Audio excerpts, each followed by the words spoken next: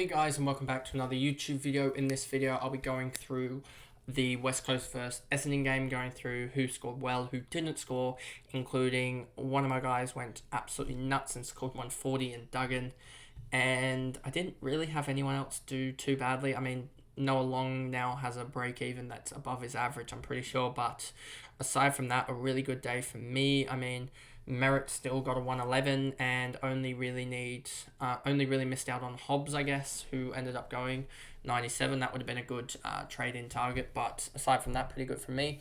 So before we get into the video, remember to like and subscribe, turn the notification bell on so you know when I upload, and let's get into the video.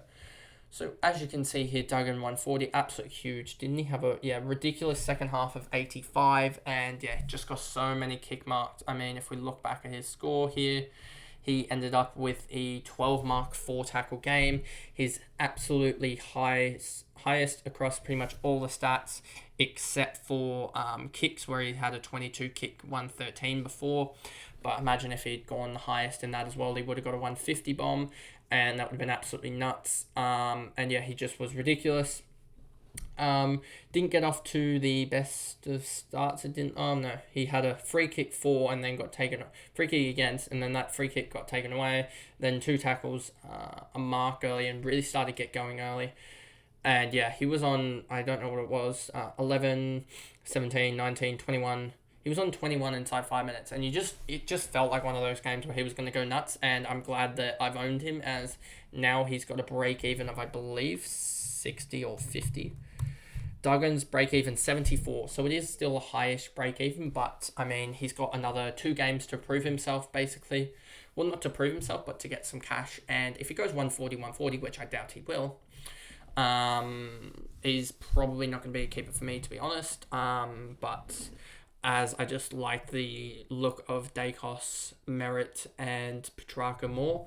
But if Duggan goes 140, maybe he pushes the conversation to get rid of Petrarca over Duggan, as Duggan will be a top 6 defender, and Petrarca won't be, but I don't think he's going to replicate this. So I'm just going to take the cash when I can from him, and hopefully he'll be around that 850, 860.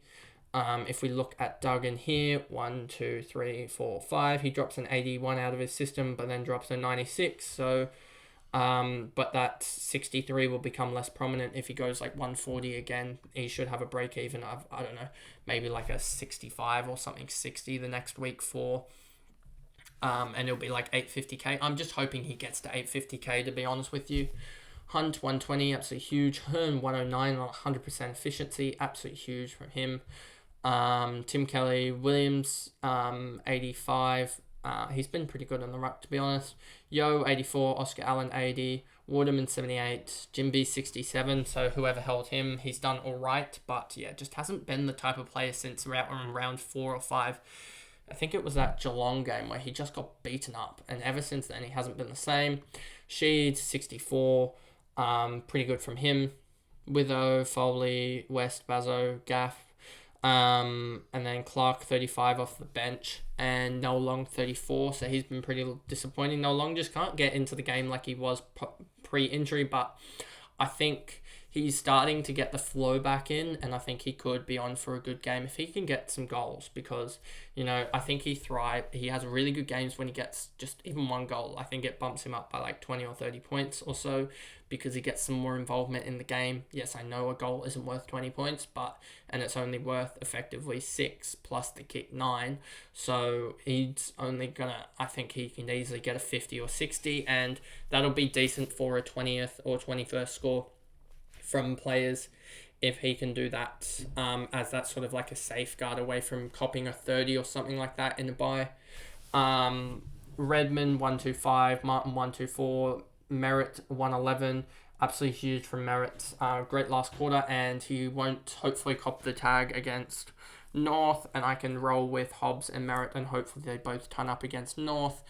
And that'll be huge for me, and to get, I guess, some cash gen in. Again, we're always looking for cash gen and getting up towards that 22 million mark. I think that's the marker we need to be looking at. As you look here, Most of these guys we don't have. I don't think we have a $1 million. Taranto 1.04 is the closest we have to $1 million, and then the rest of them are not $1 million. So most of the guys that we're looking at here are 940 to 970k. If you take 950 and times it by 22, which won't be the exact price that we need from like them, we're looking at 20.9 million for the on-field stuff, roughly. I think we'll be looking roughly around 20.9 million to max out our on-field. So I'm almost already there, as I'm at 20.83, I believe.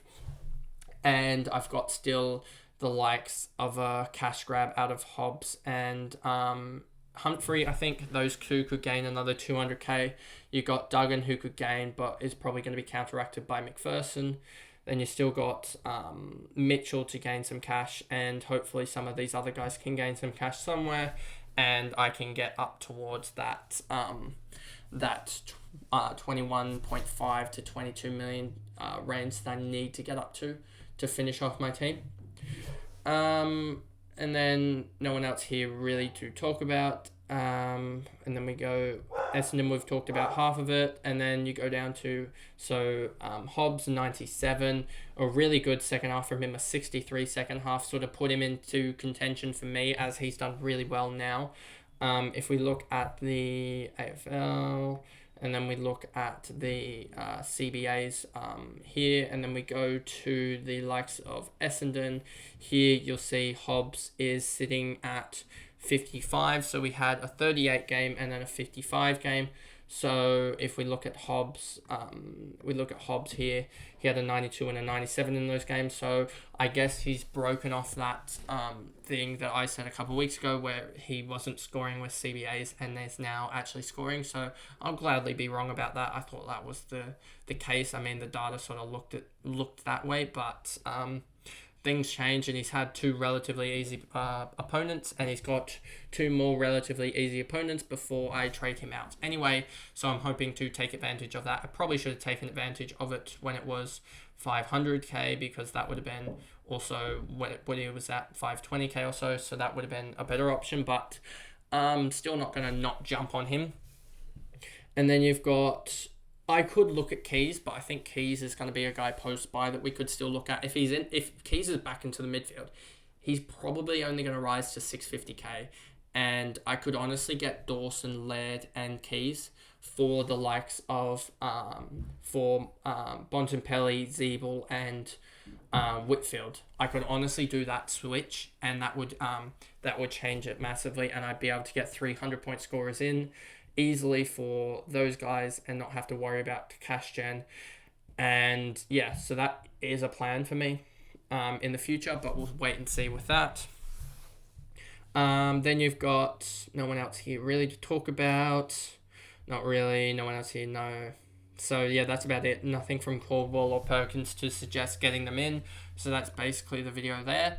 So if I go back to the main screen, that's the review of the West Coast versus Essendon game, and sort of, again, sidewaysing towards my trade targets, trade thoughts for the next couple rounds, especially with buys, etc., and just probably putting more thoughts into my head about the way that I can move in these next 4 weeks with 12 trades available and trading probably 9 premiums, and just trying to work my way around getting value in and points in, and not really losing any cash is the main thing with these, and we'll see where I'm ranked, I guess, post-buy, and how I'm going to shape up for the rest of the year.